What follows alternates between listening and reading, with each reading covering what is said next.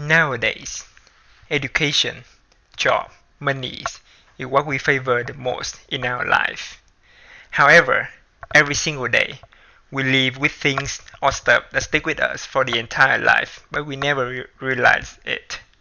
Unless we lose it, we would never imagine how hard we would be without these things that what we call the obvious existence. The thing I want to talk about here is the language, which is the basic yet the most important component of the communication in a human society. Language is a system of words or signs that people use to express their thoughts and feelings to each other. In addition, to talk about language, it is not simply just a series of words we speak out every single day, but the variety of the different mediums we use to convey our thoughts. First of all, language literally exists in a verbal and written form. It is the fundamental point to distinguish between human and other kinds of animal. People explain their mind or communicate to others by speaking out the arrangement of words. It will be really easy when people can understand each other. However, there is, unfortunately, no single language in the world. It changes across different cultures and nations. Different nations or cultures will have a different arrangement and types of words to use. Thus, it is important to say that language is the key point to shape, to determine, and to impact the culture. Mandarin is considered as the one of the top oldest language across the human history, which is spoken in mainland China, Taiwan, and several Southeast Asian countries. To mention about Mandarin, calligraphy is an example that would truly expose the Chinese society at the contemporary time. Calligraphy is not simply a character writing, it is the art of writing. This unique art has its own language that is able to tell a lot of stories about Chinese dynasty history. The high role of the calligraphy presents the significance of the word in China. It is culturally served for the high social class in the society. In the early stage, the emperors had marked their status, authority, and power by engraving their pronouncement on several places, such as stone stelae, mountains, or contemporary sculptures. Jade Mountain, illustrating the gathering of poets at the Lantern Pavilion, is considered the largest piece of historic cave jade. It had been carved during the age of Chang Lung Emperor from 1736 to 1795. The whole sculpture is a remarkable piece of carving technique in the contemporary time, as well as serve as an embodiment of the Emperor Chang Lung in China.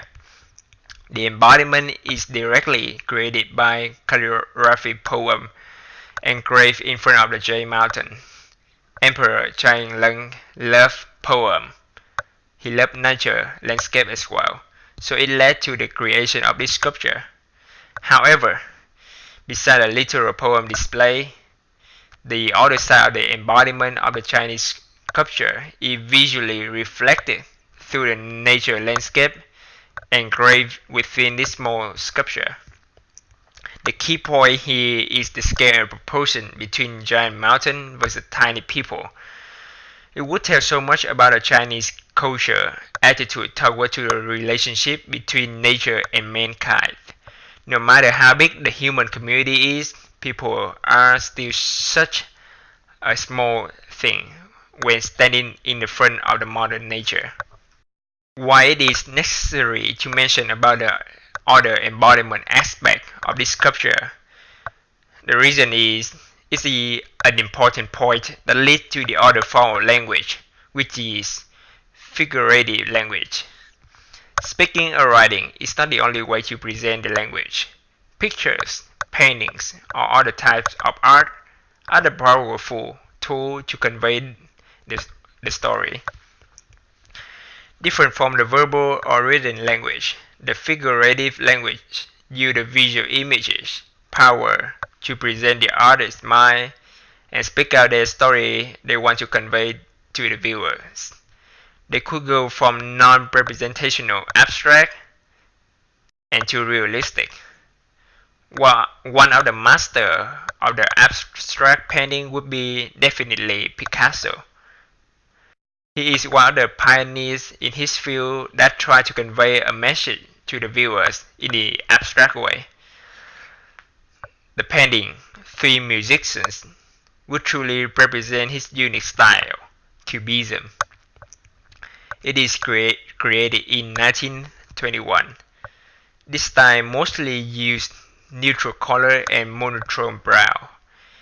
He paints three musicians by using warm and bright color, flat and geometrically abstract shape, and put them into a cool neutral brown box-like room. In this painting, Picasso breaks apart objects and treats them in terms of their physical shape. By using this technique, he will be able to cut off unnecessary details of his subjects and only show the angle view he decided to appear within his finished masterpiece. The purpose of his action is that Pablo Picasso chose to favor appearance of the painting itself rather than the actual depiction of his realistic objects. Indeed, three musicians are well united, yet recognizable by just using the geometric shape is really a brilliant artwork. Especially for normal people, they tend to seek for some realistic painting because they can easily understand of what those paintings literally says. On the other hand, abstract paintings, in this case the Cubism art movement, has its own language to tell the viewers. The viewers have to rebuild the subject within the positive or negative space to figure out what the paintings represent for. By doing this, the viewers will be able to join the artist into the artwork making process in order to deeply understand the story, the message that artist to convey. Along with the painting, photograph is also a creative tool of language. Yet different from painting, which is majorly about the process and personal decision, photograph is all about the moment capture, either purposely or by accident. Every single photo taken does not only show what is happening in the picture, but also has a story behind. The photo, The Vulture and the Little Girl taken in 1993 would be a great example. The photograph was created by South African photojournalist Kevin Carter while he was assigned to Sudan during the tremendous famine at that time. Looking at the photo, the viewers would have so many critical thoughts, yet touching feeling. The situation of this photo is that the parents of the children were busy on getting food from the plant, therefore they left her alone.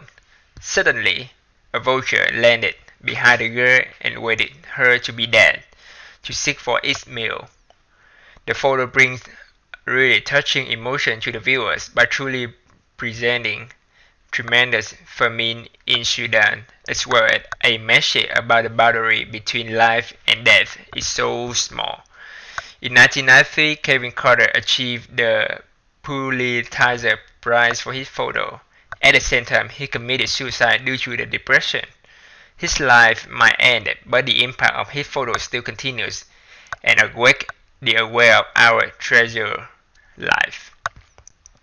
In conclusion, language is the priceless treasure of mankind. The variety of language is created by different cultures, nations, religions, and individuals. Language, indeed, is a powerful tool to transfer our thoughts into real life and actions. Thank you for your listening.